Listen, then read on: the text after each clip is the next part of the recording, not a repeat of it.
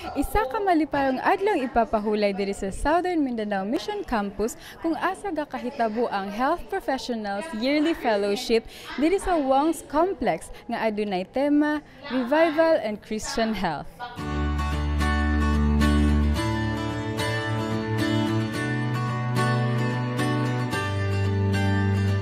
But before we separate and go back to our respective assignment, or let me say, our respective places. Lahi-lahi ng mga health workers sama sa mga doctors, nurses, midwives ug uban pa sulod sa Southern Mindanao Mission nagtipon-tipon alang niining okasyon.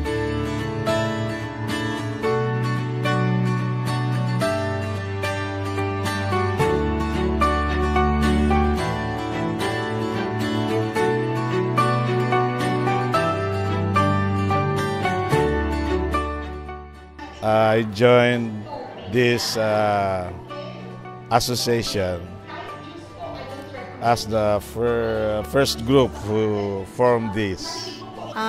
Sa aning occasion, actually naanami murag 2 years na ata ako na kanang naka-member tapos naanami ID. Then actually jud siya makatabang jud siya ba sa ato ang labi na gyud sa atong members sa church. First namo ni siya na ongoing first year namo sa Adventist Health Professionals. So in as much as possible ginagather namo tanan ng mga members para ma-unite. Tapos karon sugdan po namo na mag-formulate sa among mga future objectives for 2015. So dili siya dali kay daylahi man siya ng mga chapters. So dili sa Mindanao nami chapters sa Jensen, Soxargen, tapos napod sa Northern o Southern Mindanao. Dako gyud usog kadako nga usag yun kadako nga chance nga ako naging membro aning Allied Health Professional.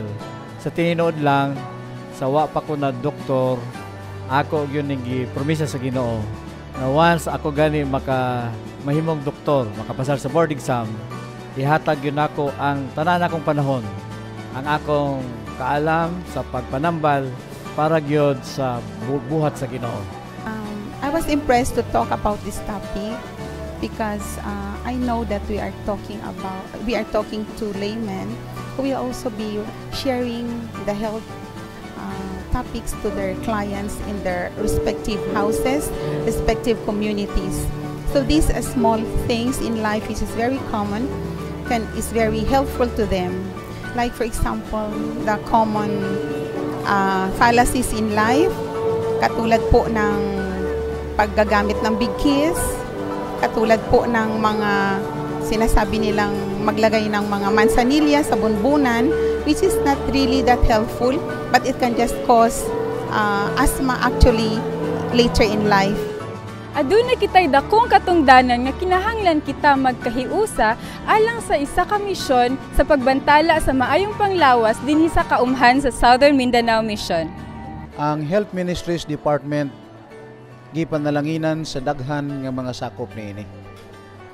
Ang Health Ministries program sa atong iglesia usa sa labing importante kaayo nga programa sa atong simbahan. Nganuman tungod kay si Mrs. White nagapahimangno sa kanato daan nga wala nay lain pang maayo nga makahatag og pag-una sa pag-introduce maayong balita ngadto sa uban.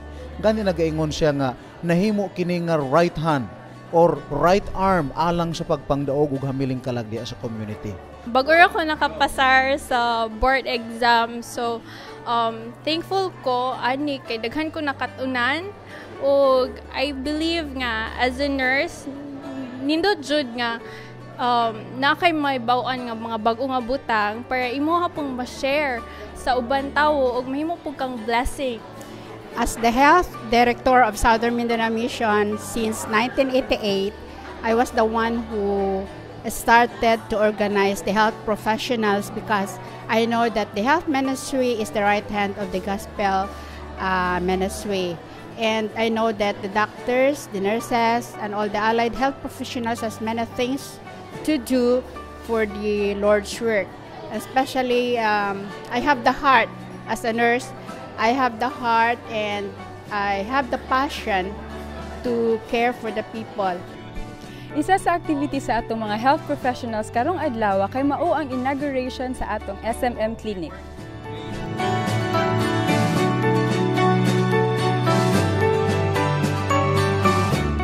Thank you very much, and it's our prayer that the Lord will bless all of us.